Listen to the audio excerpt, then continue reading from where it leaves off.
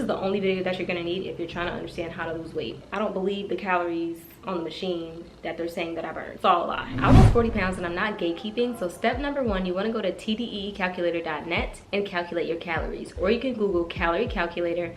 That's just the one that I use. That's the one that's been really great for me throughout my entire journey. You wanna go ahead and input all of your information. Age, weight, height. It's gonna ask you for your activity level. Be honest about that because it makes a difference in the calories that they are going to give you. If you know that you do not move throughout the day, do not choose moderately active, maybe not even lightly active. Also for body fat percentage, you can go ahead and skip that because most people do not actually know what their body fat percentage is unless you've taken something like an in-body scan. And then step number two, I went on Amazon and I got a food scale. Nothing fancy. At the time it was like under $15 and that's linked on my storefront down below.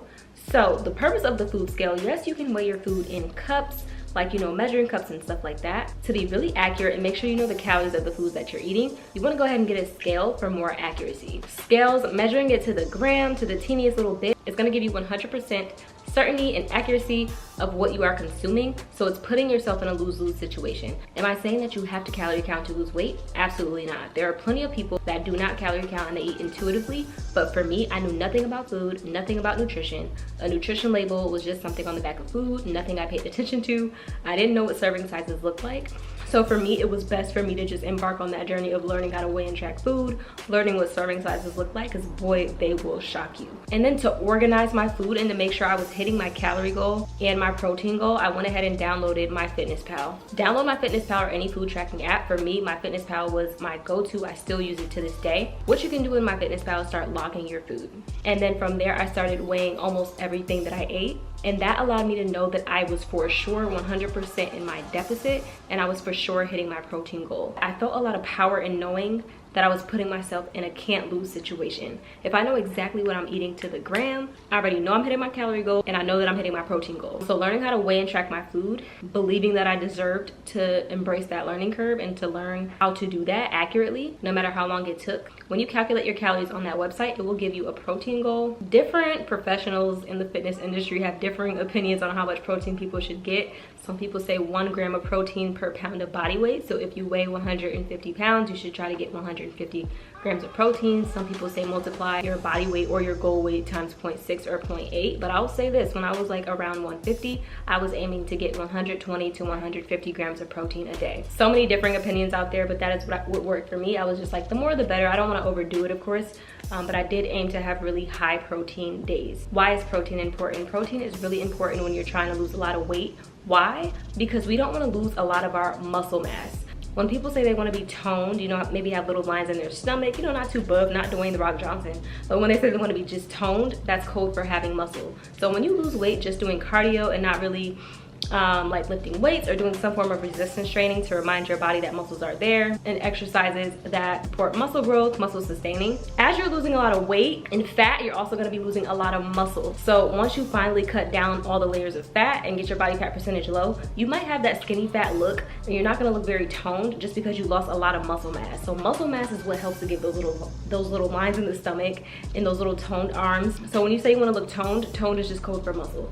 So that's why people say hit your protein goal, because protein is one of the major nutrients that's going to help to maintain your muscle and build as much muscle as possible as you can in a deficit. Now, of course, it's going to be inevitable when you're losing all of that weight. You will lose some muscle, but hitting your protein goal and doing weight training or resistance training is going to help intercept a lot of that muscle loss, so that when you finally do cut down all the layers of fat, you don't have that skinny fat look and you look more tight and toned. So boom, we have our food scale, we have our food tracking app. I'm emphasizing food first before working out. Why? Someone could never step foot in the gym and still lose weight versus a person that's going to the gym every day and they're not losing weight or maybe even gaining weight. You cannot outrun, outwork out, out exercise a bad diet. You run several miles a day, then you go home and eat 4,000 and 5,000 calories, you know what I mean? So that's why I emphasize food first. So that's why the food scale and being able to track the food that I weighed on that scale into that app allowed me to make sure I was actually in my calorie deficit. Food aside, so if you have that down, even if you never step foot in the gym, if you're like, I'm trying to lose weight but I'm not a big gym person, you can absolutely do that. Next is gym. Now, of course, working out and the more movement that you have is going to help to supplement your weight loss as well. So like I said, reminding your body that muscles are there, and maybe even building a little bit on a deficit. You can build a little bit of muscle on a deficit. Now of course you build more muscle like if you were bulking, like people that are like into, you know, weightlifting, they eat a lot of protein, eat a lot of food, and they put on a lot of muscle that way. But if you're also doing the opposite of that, which is being in a calorie deficit, so you're under eating, that's what a calorie deficit is by definition, and you're a beginner, you can build a little bit of muscle in a deficit as well. For me, I started out with cardio. When I understood more about fitness and weight loss, I infused both into my routine. Cardio is something I love. That's something I can be consistent with. I mean, y'all know I'm always doing my 30-minute Stairmaster sessions. I love 30 minutes on the Stairmaster. I don't care what nobody say. That's what I started off with in the gym because I didn't really know anything about weights, so like cardio was my comfort zone. I had a nutritionist. He's also like a fitness coach as well, and she was helping me. She said, trust me, you don't want to be a person that loses weight just with cardio. That's fine, but a lot of people end up kind of with that skinny fat look that we were talking about. I got into weight training, which is a really great form of resistance training, and I still have the same exact routine that I was doing back in August or September when I started weights that I do today a year later. So weights will always be in my routine because I feel like that has a big reason why my body looks the way that it looks, and I don't have that skinny fat look. I feel more firm and tight and just together. But also a lot of cardio. Why? Because I think that you should do an exercise you can be consistent with doing. People think there's a magic exercise. There's not. We've seen people, you know, somebody that lost weight and all they do is run. We know somebody that lost weight and they do boot camp style, flipping tires, you know, those big workout groups. We know somebody who lost weight and they lift weights. There's no magic, you know, exercise to weight loss. I'm not the biggest fan of weights, but I know what they do for my body, so I make sure they're in there. But I also do a lot of cardio because that's something I love. That's something I can be consistent with. Now, the more active you are, the more you can eat. So that's why back when we're calculating our calories for our calorie deficit, when we choose our activity level, if you don't work out at all, if you do not get your steps in, you have to choose sedentary, and your calories are gonna be a lot lower than somebody who's super active. If we put our level on athlete, but think of, most of us are not operating on that level. Think of like professional players, think of, you know, NBA, NFL, you know, gymnasts. You will be able to eat more if you move more, because your body needs that fuel to support that lifestyle. If you're a person, you wanna be super active, you are gonna need to eat more, or you're not gonna be able to, you know, get through your workouts. You'll need that energy. So that's why people who are more active are able to eat more and still lose weight, because they're burning so many calories throughout the day. 10K steps also factors into your activity level. So I was taught that it's best to kind of base your activity level on your step count on top of like your workouts.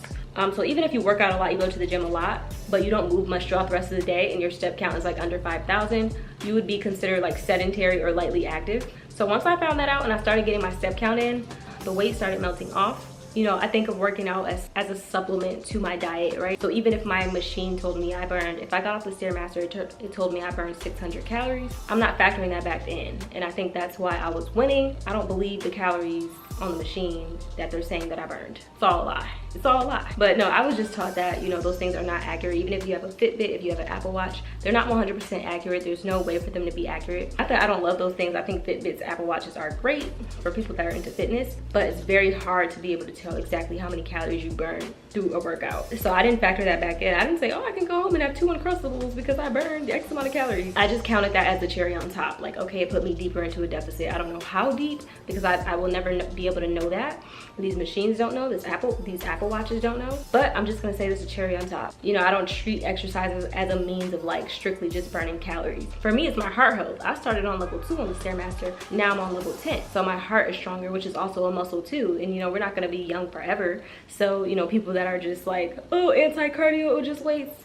Cardio is really important too. The fact that my heart is way stronger now. Like, I started on level 2, now I'm on level 10. That's what I look at working out as. Like, I'm strong. Like, as I'm getting older, like, my heart's strong. I'm not gonna be huffing and puffing up the stairs. And also for the Stairmaster, of course it doesn't build your glutes because you need weights for that, but it definitely gives you a sculpt and a lift, and I love the shape of my glutes from it. Honestly, for me, working out is more mental. It's more like, of course, upping my activity levels, I can eat more too, but it's more like physique building. Like, the Stairmaster is keeping me looking, you know, lifted and toned.